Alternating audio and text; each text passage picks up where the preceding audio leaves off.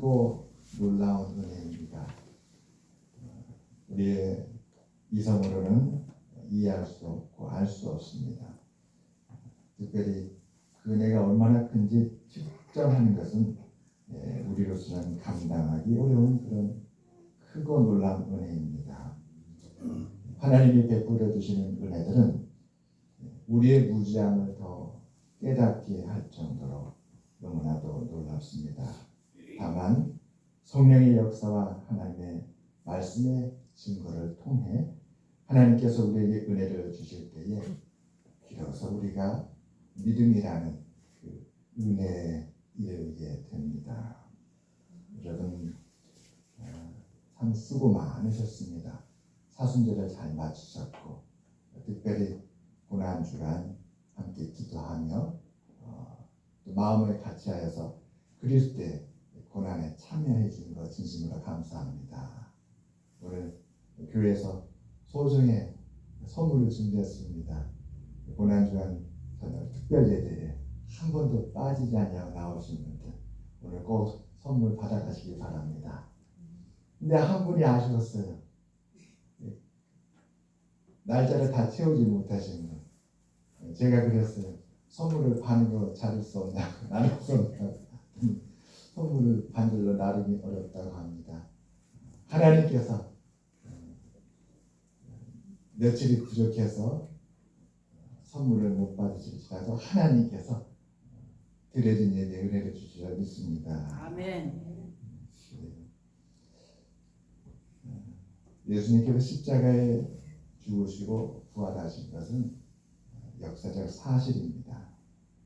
믿지 않는 사람들은 이것이 실제 역사가 아니라고 부인하죠. 왜냐하면 그만큼 성경에 기록된 그 증거가 정말 놀랍기 때문에 그렇습니다. 예수님의 십자가에 죽으심은 강도의 죽음이 아니었습니다.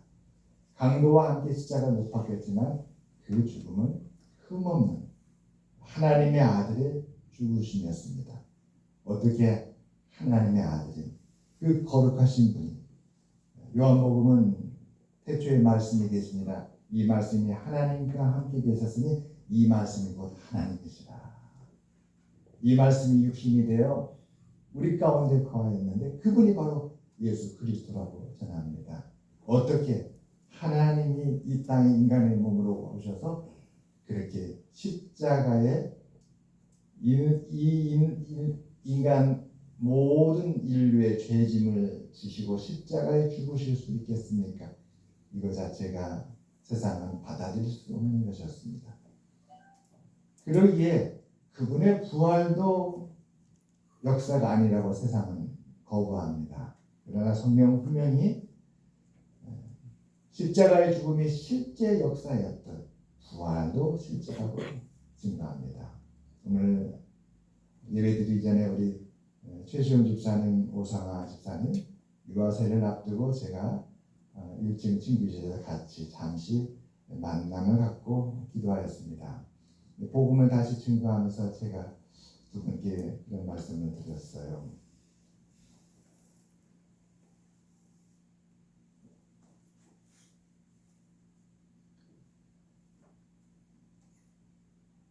예수님께서 우리의 모든 것을 대신 지시고 죽으신 대속의 희생의 죽음이었다. 부활은 원래의 자리로 돌아가신 것이었다.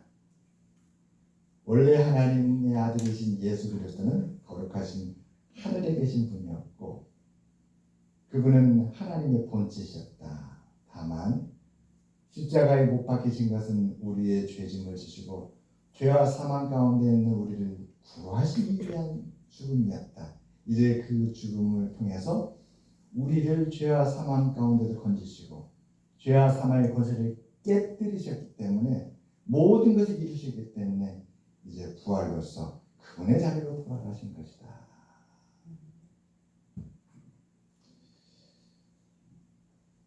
여러분 우리가 만일 주님께서 십자가에 못 박히셨던 그 자리에 우리가 있었다면 우리는 주님이 못 박히신 그 십자가도 만져볼 수 있었을 것이고 흘리신 피도 눈으로 보았을 것입니다. 십자가가 사실이기 때문에 그분이 하나님의 아들이시기 때문에 부활은 부인할 수 없는 사실입니다. 우리가 그리스도를 구주로 영접했을 때에 우리는 그리스도와 더불어서 십자가에 못 박힌 것입니다. 왜냐하면 영접이라는 것은 받아들이는 거잖아요. 특별히 구주로 받아들이는 것입니다. 예수 그리스도의 십자가 죄인의 죽음이었다면 유대인들이 주장하는 것처럼 거짓된 죄인의 죽음이었다면 우리는 영접할 수가 없습니다. 그러나 죄가 없으신 의로운 주님께서 우리를 위한 희생의 죽음이었기 때문에 우리는 그 십자가를 받아들이는 것입니다. 어떻게 해요?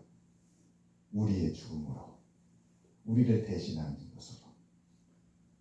우리가 주님의 십자가를 영접하고 우리의 십자가를 받아들일 때에 우리는 주님의 길을 걸어가는 것입니다. 주의 뜻에 이르게 되는 것입니다. 주님의 십자가에 못 박히신 것은 우리를 하여금 죄를 따라가지 말고 세상을 따라가지 말고 사망의 권세 아래 두려워하지 말고 하나님을 믿고 의롭고 거룩한 백성이 되어서 복된 믿음의 삶을 살아가는 것입니다. 영원한 참된 희망을 가지고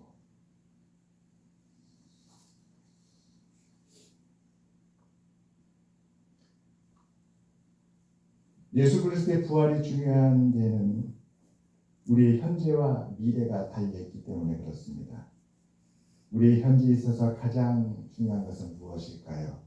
사실 우리가 살아가면서 우리에게 가장 중요한 것은 우리 일상의 삶이 아닌가 싶습니다. 우리가 매일매일 뉴스를 보지만 그 뉴스는 사실 우리의 일상과는 거리가 있잖아요. 누군가의 이야기였고 또 다른 어떤 이해관계가 있는 일들이 뉴스에 보도가 됩니다. 우리에게 정말 중요한 것은 바로 매일매일 살아가는 우리의 현재의 삶이 아닌가 싶습니다. 우리의 삶은 낯선 어떤 미지의 세계에서 일어나는 것이 아닙니다.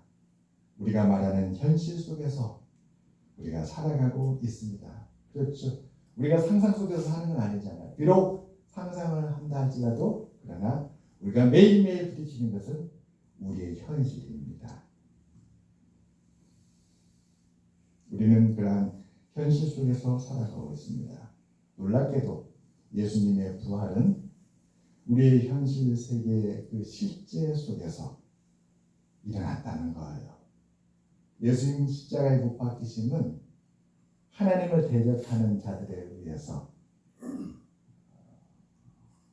계획이 됐고 예수님 십자가에 못 박은 그 인물들은 하나님을 부정하는 로마의 권력자들과 그리고 예수 그리스도께서 이 땅에 오시는 하나님의 구원의 계획을 받아들이지 않냐는 사람들, 이 땅의 소망을 가지고 이 땅 가운데서 희망을 갖고 살아가려는 땅에 속한 사람들, 그들의 계획 속에서 이루어진 것이었습니다. 예수님 십자가를 보게 되면 제자 12명 중에 한 명이 다른 유다가 배반했습니다. 얼마나 현실적입니까? 주님의 십자가의 죽음은 그 시대를 살아갔던 주님의 현실 속에서 이루어지는 것이었습니다. 예수님 십자가에 못 박히실 때에 사람들은 무서워했죠. 왜냐하면 십자가 천연이 너무 무서웠기 때문에. 나도 그 십자가에 못 박힐까 봐 사람들은 두려워했습니다. 베드로는 그를 가리켜 예수님과 함께한 사람이라고 붙잡으려 할 때에 십자가가 두려워서 베드로는 나는 예수를 모른다라고 3번 부인했어요. 만일 예수님과 함께했던 것이 인정되면 어떻게 되겠습니까? 함께 십자가에 못 박힐 것이기 때문에 그렇습니다. 그랬던 주님께서 부활하셨는데 그 부활은 안식 후 첫날 새벽에 슬픔을 이기지 못하고 주님을 사랑해 찾아갔던 마리아가 눈으로 볼 수 있었던 부활이었습니다. 아멘. 오늘도 6시에 부활절 새벽 예배를 드리면서 함께 주님의 부활하신 말씀을 보았습니다. 천사가 나타나서 마리아에게 이미 말씀하신 대로 갈릴리로 가실 것이다. 제자들에게 가서 그분의 부활을 알려라. 그런데 이 마리아의 마음에는 천사를 보고 두려웠습니다. 우리가 일상에서 느끼는 두려움과 같은 두려움입니다. 제자들은 문을 꼭꼭 잠그고 주님 부활했던 소식을 듣지만 여전히 무서워했습니다. 유대인들은. 우리가 일상생활에서 우리를 대적하고 우리를 해하려는 자들에 대해서 경계심을 갖고 두려워하는 것과 같습니다. 그러한 우리의 현실 속에서 주님은 분명하게 부활하셨던 것이었습니다. 여러분, 주님의 부활은 다른 세계에 있었던 것이 아니라 오늘 우리가 살아가고 있는 똑같은 현실에서 일어난 부활입니다. 그러므로 여러분, 오늘 우리의 삶에 주님은 우리의 유일한 소망이 되는 줄 믿습니다. 우리가 고통하는 우리의 삶 속에서 주님은 이 고통을 친히 떠안으시고 십자가에 못 박히신 것입니다.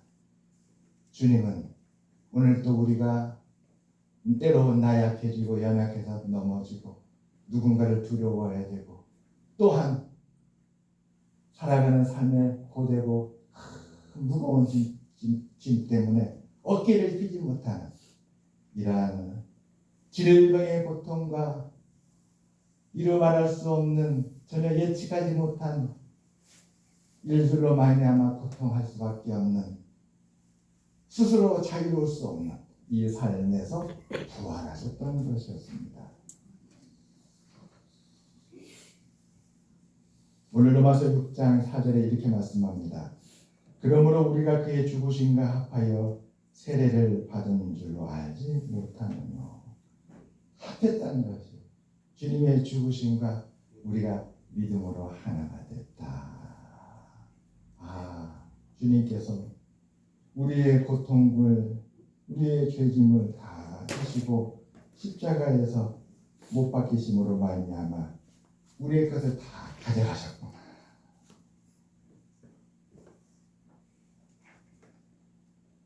주님께서 이와 같이 하신 것은 오늘 우리로 하여금 이미 십자가에서 주님이 모든 것을 지셨음을 믿고 주님의 십자가의 죽으심은 그 과거 그 먼 옛날 누군가를 위한 것이 아니라 오늘 살아가는 우리를 위한 것이었음을 믿고 그 죽으심과 하나가 되라는 것입니다. 우리와 하나가 되기 위해서 시셨는데 복음이 전해지지 않을 때는 몰랐어요. 그 죽으심이 뭘까 몰랐어요. 오늘 사도 바울은 그걸 깨닫고 우리에게 증언해 주는 것입니다. 그것은 바로 우리를 위한 것입니다. 믿음으로 받아들이십시오. 우리는 예수 그리스도를 믿음으로 오늘 현지의 삶 속에서 그리스도인으로 살아갈 때에 소망이 있습니다.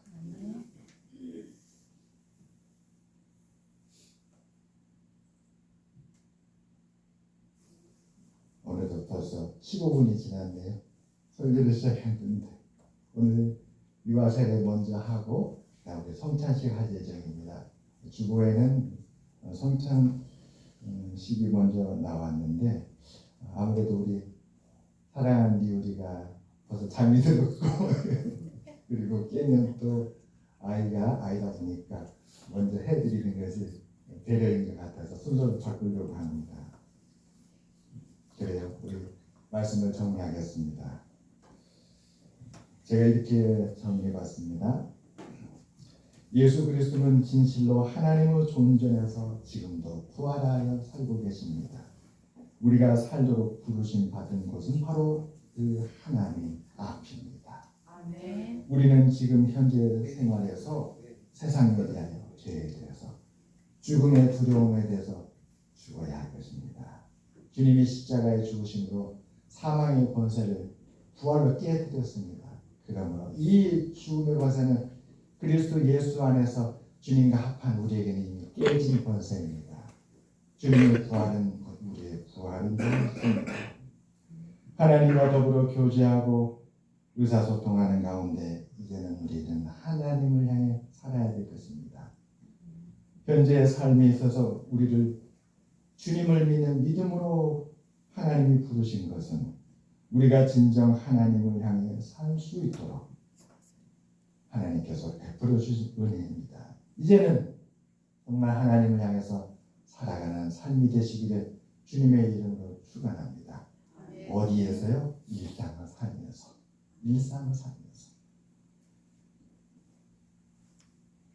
늘 감사합니다라고 고백하는 우리 아름답고 복된 삶이 되기를 바랍니다.